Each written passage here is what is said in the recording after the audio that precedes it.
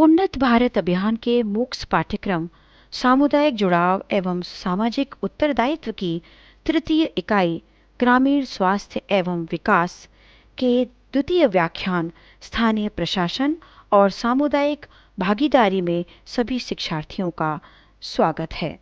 व्याख्यान के चतुर्थ भाग में स्वास्थ्य के लिए ग्राम पंचायत की भूमिका विषय पर विचार किया जाएगा। इससे पूर्व हमने आंगनवाड़ी और उसके कार्य, आंगनवाड़ी का स्वरूप विषय पर विचार किया था। अब ये जानना जरूरी है कि क्या आंगनवाड़ी प्रभावी ढंग से कार्य कर रही है। इसके लिए कुछ सवाल हैं जो हम वो सवाल स्वयं गांव से आंगनवाड़ी से करते हैं, आपसे करते हैं, लोगों से करते हैं। क्या आपके गांव में पर्याप्त आंगनवाड़ियां हैं? क्या ये सभी आंगनवाड़ियां ऐसे स्थानों पर स्थित है जहां गरीब और जरूरतमंद परिवार व बच्चे आसानी से पहुंच सकते हैं? क्या उन आंगनवाड़ियों में पर्याप्त कर्मचारी हैं? क्या उन्हें समुचित रूप से प्रशिक्षण दिया गया है? क्या वे केंद्र में नियमित रूप से उपस्थित होते हैं? ऐसी अनेक बातें हैं जो आंगनवाड़ियों में कामकाज को प्रभावित कर सकती हैं तथा ग्राम पंचायत को इन बातों का ध्यान रखना चाहिए और साथ ही समस्याओं का समाधान करना चाहिए। इस संबंध में ग्राम पंचायत के लिए एक जांच सूची जो है उस पर भी हम आगे चर्चा करेंगे। ग्राम पंचायत द्वारा निभाई जाने वाली कुछ विशेष भूमिकाएं। ग्राम पंचायत को क्या करना चाहिए? यह सुनिश्चित किया जाए कि समस्त बस्तियों और समुदायों के बच्चों की आवश्यकताओं की पूर्ति के लिए पर्याप्त संख्या में आंगनबाड़ियों की स्थापना की जाए तथा बच्चों के लिए पहुंच योग्य भी हो वह स्थान आंगनबाड़ियों का। आंगनबाड़ियों की स्थापना के लिए ग्राम पंचायत आंगनबाड़ी पर्यवेक्षक और बाल विकास परियोजना अधिकारी के माध्यम से महिला और बाल विकास विभाग से संपर्क कर सकती है और यदि संभव हो तो आंगनबाड़ी केंद्र के भवन के लिए भूमि का योगदान भी कर सकती है। ग्राम पंचायत दान योग भूमि की तलाश भी कर सकती है।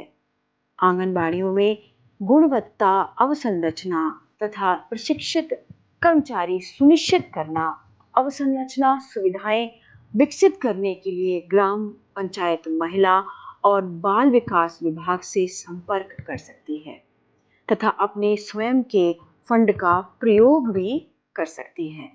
यह आंगनबाड़ियों को फर्नीचर जैसे कुर्सियां, अलमारियां और खाना रखने के बर्तन प्रदान कर सकती है तथा उन्हें बिजली और गैस कनेक्शन आदि भी प्रदान कर सकती है। ग्राम पंचायत को यह भी देखना होता है कि महिला और बाल विकास विभाग की सहायता से उपयुक्त आंगनबाड़ी कार्यकर्ताओं और सहायकों की नियुक्ति की जाए। आंगनबाड़ी में पर्याप्त सुविधाएं सुनिश्चित करना। ग्राम पंचायत को कुछ राज्यों में आंगनबाड़ी केंद्रों को अनुपूरक पोषण सामग्री की खरीद और आपूर्ति का कार्य भी सौंपा गया है। ऐसे मामलों में ग्राम पंचायत को पोषण संबंधी सामग्री प्रदान की जा सकती है और अन्य सेवाओं का पर्यवेक्षण अवश्य ही ग्राम पंचायत द्वारा किया जाना चाहिए। ग्राम पंचायत को यह देखना होगा कि प्रत्येक आंगनबाड़ी में पर्याप्त खिलौने और शिक्षण उपकरण उपलब्ध रहे, सदैव उपलब्ध हैं। कुछ ग्राम पंचायतें आंगनबाड़ी केंद्रों में बच्चों के लिए पूरक पोषण के तौर पर दूध, अंडे, केले इत्यादि देती हैं।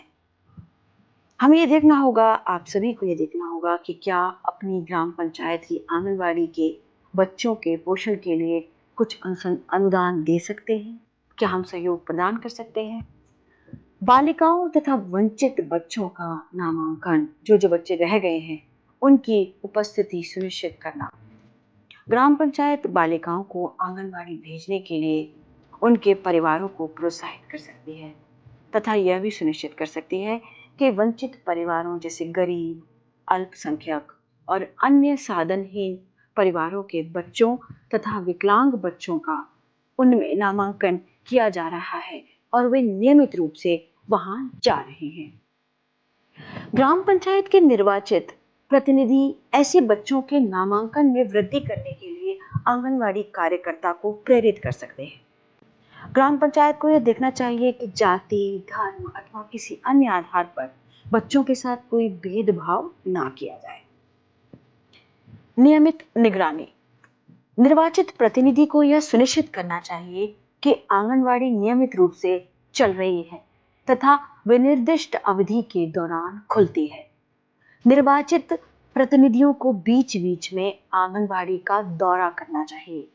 वे आंगनवाड़ी कार्यकर्ता को प्रेरित कर सकते हैं। ग्राम पंचायत को यह भी देखना चाहिए कि जाति, धर्म अथवा किसी अन्य आधार पर बच्चों के साथ कोई भेदभाव ना किया जाए।